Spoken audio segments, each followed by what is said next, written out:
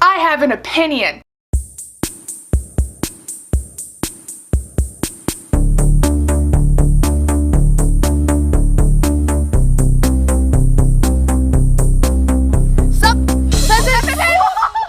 Heyo peoples of the interwebs, it's me Mad Manny, welcome back to my YouTube channel. Now, it's been a minute since I filmed anything, and it's completely my fault because I couldn't really think of anything to film, and I didn't really have any motivation to film anything, let alone to edit anything that I was then going to film. We haven't really gone anywhere, so I couldn't really vlog anything.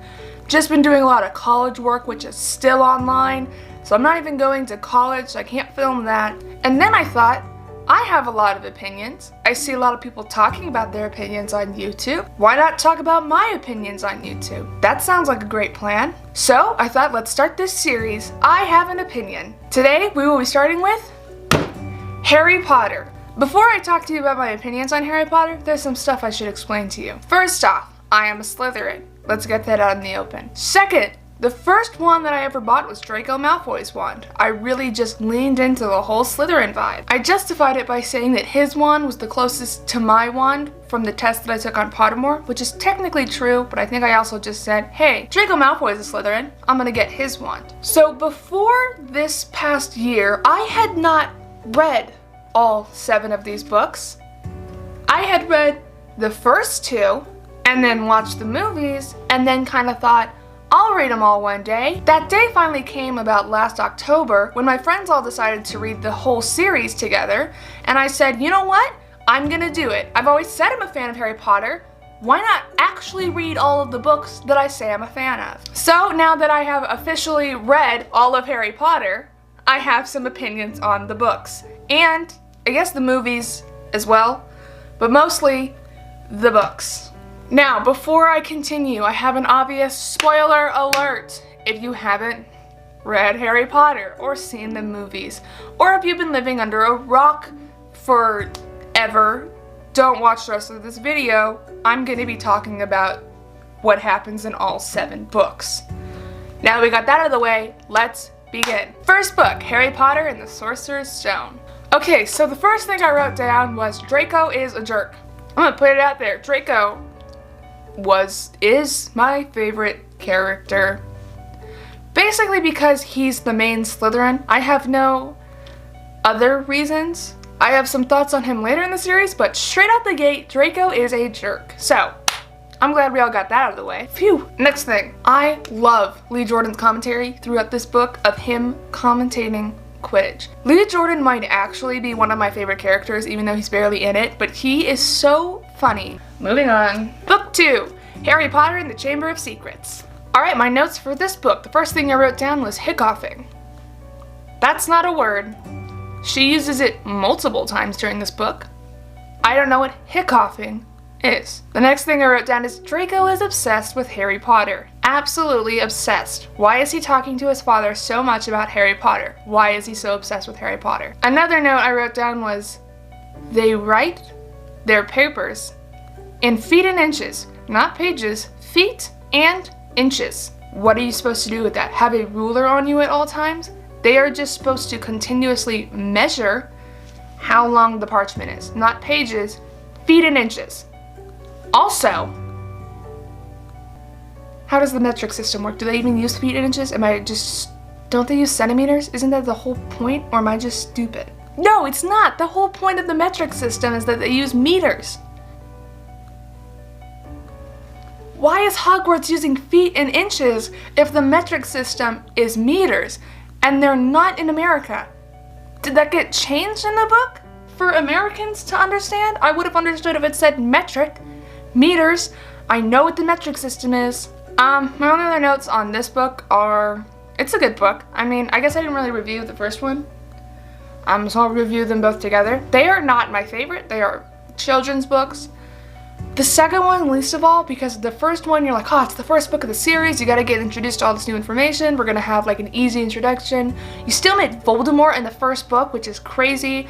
Quirrell's fun as a bad guy, like it's a fun twist at the end for new readers, and then you read Chamber of Secrets, but reading Chamber of Secrets is just so boring because it's the first book again, it feels like you're just doing the same things. I also hate Gilderoy Lockhart. So he didn't add to this like at all. Like I didn't like any time he was in the book, which is quite a few times. That's my review of Chamber of Secrets. Let's move on. Book 3, Harry Potter and the Prisoner of Azkaban. All right, I don't have very many comments on this book apparently. Looking at my list, it's very small. So first comment is, once again, I love Lee Jordan's commentary on Quidditch. It's great. You know what? I have a side note. Time out. I didn't write this down anywhere, and I just remembered that this is the book. The Night Bus. The movie made it so weird. So I didn't read this book beforehand. This is where I started reading new books. So I'm reading this book. We get to the Night Bus scene. It is so great and nice, and I like the concept. And then the movie made it like this chaotic. It felt like a chaotic chase scene, but no one's chasing them. I don't get it. Okay, now we can continue on with my ordeals. It describes Lee Jordan as having a magical megaphone, which makes me laugh because what is a magical megaphone? So Draco Malfoy, Crabbe Goyle, and Marcus Flint all dress up as Dementors and fly in a Quidditch game to distract Harry Potter so that Harry Potter loses. And it's not even a Slytherin game, it's Ravenclaw, so that Ravenclaw will win. They should be banned from Quidditch for the rest of the year. That should not be allowed. But they're just, it's fine. Like, nobody cares. They're just like, ah, Draco. Okay, leave. Lastly, I just love every interaction between Sirius and Remus. They are both great characters. I love Remus. I really like Sirius in this book. When you meet him at the end, it's really good. It's really great. I saw somebody talking about the Marauders map. I love the Marauders map. I love the whole concept of it. I like the Shrieking Shack scene. I like the whole ending. Time travel is weird. I don't hate it. I didn't love it. It was strange. I don't know. I like time travel a lot. Usually, the time turners are just an annoying thing that exists. Moving on. Next book. Book 4, Harry Potter and the Goblet of Fire. One thing I said that's really weird about this book, the Goblet of Fire is literally in the book for maybe a chapter or two of hundreds of pages.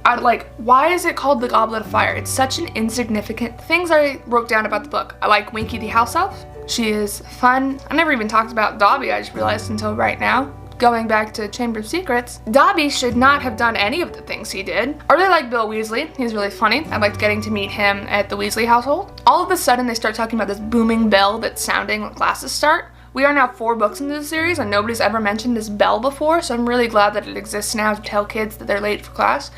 It must have been a new edition over the summer, or, I don't know, J.K. Rowling just put it in there for no reason. This is a book where stuff starts to get very serious. It's like a fun book, and then at the end, Cedric dies and Lord Voldemort comes back, so that's the maze scene at the end. Oh my goodness. All of the tasks in general are so well written. I love the tasks in general. My other thing is probably a hot topic. Barty Crouch Jr. I have never been more amazed at a character in my life. I love Barty Crouch Jr. as a character. He's a terrible person, I'm well aware of that, but the way that there's like basically a throwaway line at the beginning of, oh yeah, Barty Crouch Jr. was a Death Eater and he died in Azkaban. And then you get to the end and it's Barty Crouch Jr. and I already knew this because I'd watched the movies, but the way that they explain every single step of the way is so perfect. And he is such a well fleshed out character in such a short amount of time that it amazes me. Like, that surprised me of how well fleshed out he was. And I was just like, oh my goodness. Those are my thoughts on this book. Next book. Book 5, Harry Potter and the Order of the Phoenix. Let's start off with saying that this is the biggest book that I've ever read now by like 30 pages. I took very few notes on this book, which should tell you something. To begin with, I wrote down what the owls are, what they all stand for, so you can get a O, which is outstanding, an E, which exceeds expectation, an A, which is acceptable, a P, which is poor. Then we have 2 more. D is dreadful, which whatever. T is troll. Why is troll the bottom of the list? I don't know, I remember liking it, but not loving it. Some of the scenes are really good, some of the scenes are just not. I feel like, I don't know what needs to be cut, but it's too long. Like, it's too long. I just remember some chapters like not wanting to read it. I hate Umbridge. She's a great villain. Oh my goodness, she's so well written that your blood boils when you read about her. I love Dumbledore's army. I like the concept of that. The Battle of the Ministry is way better than the movie, so that's great. I really like the Battle of the Ministry here. It's a lot of fun. I just really like how Neville and Luna and Ginny are involved in that. Not just that they're there, but like to the extent that they're fighting and that they're talked about and that Harry's worrying about them all is really good. It's really nice. I don't know, Draco's a jerk once again. I have like no other comments on this book, so next book. Book 6, Harry Potter and the Half-Blood Prince. Love this book. I love learning about the Horcruxes the way that we did. I like that you can tamper with the memory, that Slughorn does that. I think that's really funny. Slughorn is very interesting. Okay, I wrote this, and you're all gonna have to bear with. I have a soft spot for Draco Malfoy, and this is my only justification. He hesitates. He hesitates, and I know, man, I wish J.K. Rowling wrote him a better ending at the end of the last book. I wish that he joined the fight for Hogwarts. I wish that a bunch of Slytherins joined the fight for Hogwarts. I wish that somebody had stayed behind.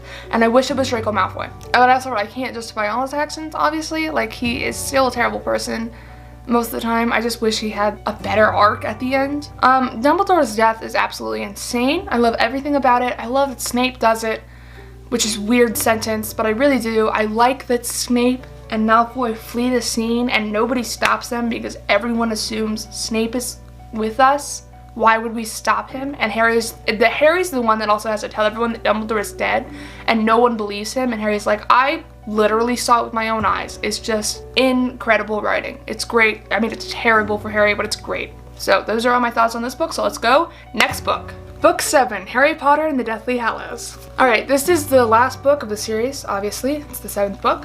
This is definitely my favorite book of the whole series. Everybody meet Lily. I think it's really well written. It's really well done. Everything is just perfect about it. It did such a good job of ending the whole series with this book. I really like that nobody destroyed more than one Horcrux. Everyone destroyed only one. So Harry destroyed the diary, Dumbledore destroyed the ring, Ron destroyed the necklace, Fire destroyed the diadem, Hermione destroyed the cup, Voldemort destroyed Harry, and Neville destroyed Nagini. Which I think is really funny. Also, I hate that Fire destroyed a cup, but that's not that important. I really like Creature in this book. The camping chapters are not as bad as everyone makes them out to seem. I mean, they're definitely probably the more boring side of this, but you get to learn a lot about their characters like now, so I don't mind it as much. I love that they go to places that Harry visited in the first book and they reference it. Like the way that it's written, like when they go into Gringotts Bank, he's talking about the first time he saw it as well. So like you get that nostalgic of like, my goodness, he's not a little kid anymore, he's grown up, and it's really fun. Okay, so everything from Harry meeting Aberforth in the pub on is just perfect. It's so well written, it's so well done. I absolutely love it. I like that at the end, the whole Battle of Hogwarts is just, it's beautiful. I like how he comes into the castle and he's like, nobody can help me, and like he has to take a minute to realize that everybody came to help him. Like this is not just him dealing with it, he has help, and that's just so incredible. I really like that at the end, like the very, very end, when he's facing off with Voldemort, that he gives this speech. And I call it, I feel like it's the classic bad guy speech, you know, where the bad guy explains their whole villainous plot and you finally find out what's been going on, but it's the opposite, and like Harry finally understands what's happening and what's going on, and so he gets to give the bad guy evil villain speech to Voldemort, and I think that's absolutely amazing. I have to include some of these quotes in this book because it's so good. There was a brief silence in which the distant echo of Hagrid smashing down a wooden front door seemed to reverberate through the intervening years.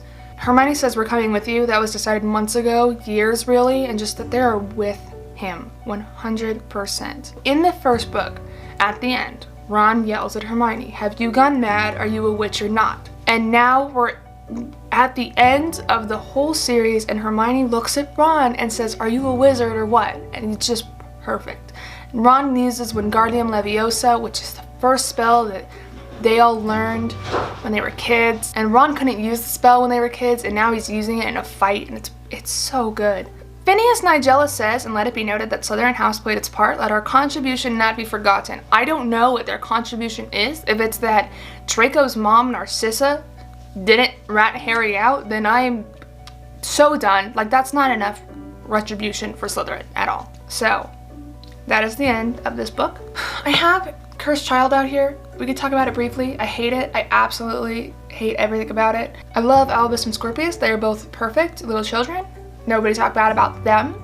I don't like this book. I wish that this book didn't follow Harry Potter and his many problems of adulthood. I wish that it followed Albus and Scorpius more. I wish that that's what it was. And I understand that it's a play. Reading the book's gotta be weird, but I mostly wish in the last final battle against Voldemort, which of course couldn't it have been literally anything else. Why are we fighting Voldemort's daughter, who annoys me to no end that she even exists? But why did Harry have to be the one to fight her? Because he says he has to be the one because he speaks Parseltongue. And then, I'm not even kidding, she speaks Parseltongue to him and he says, why does that prove anything to me? He doesn't even speak it back to her. It doesn't matter if he understands Parseltongue. It should have been Albus at the end. 100%. This is his book. This is his time to prove that he's good. If Voldemort's daughter is here, then Harry's son, a Slytherin, should be the one doing it, because that would have been amazing. Okay, now I want to do something that is... The way that I've been reading these books is I wrote down the days I started reading and the days I finished reading. So I know how long it took me to read each book. I know how many pages each book is, and so I know on average which books I read faster. So the book that I read the slowest is Harry Potter and the Order of the Phoenix with 29 pages a day. Then I read Harry Potter and the Prisoner of Azkaban with 43.5 pages a day. Then Harry Potter and the Chamber of Secrets with 48.7 pages a day. Then Harry Potter and the Half-Blood Prince with 59.2 pages a day. Then Harry Potter and the Sorcerer's Stone with 61.8 pages a day. Harry Potter and the Goblet of Fire with 81.5 pages a day. Harry Potter and the Deathly Hallows with 108.4 pages a day. And Harry Potter and the Cursed Child with all 308 pages in one day. So, can you see this pile of books? In order, I read this fastest to slowest. We're gonna do this least favorite to favorite. So starting off my least favorite, Harry Potter and the Cursed Child. I think that's a surprise to nobody. So it's followed by Chamber of Secrets and the Sorcerer's Stone. Next is Order of the Phoenix. Next I'm gonna have to say Prisoner of Azkaban. I'm gonna go Half-Blood Prince, Goblet of Fire, Deathly Hallows. And without further ado, I have nothing else to tell you about Harry Potter. My opinions are finished. I have no more opinions, everybody. That's not true, I have a lot more opinions. I actually hope you guys really enjoyed this video. It was just a fun idea I had. I want to talk about more stuff that I have opinions on, because I have a lot of opinions. I've read a lot of books, I've watched a lot of movies, gone to a lot of places. If you have any ideas of something that you'd love me to give my opinion on, or to react to, or to talk about, please put it in the comments. I would love to check out a bunch of fun stuff and then talk about it here. I really enjoyed making this video. I hope you enjoyed watching it. And that will be it. That is all I have for this video. So, without further ado, Mad Maddie out.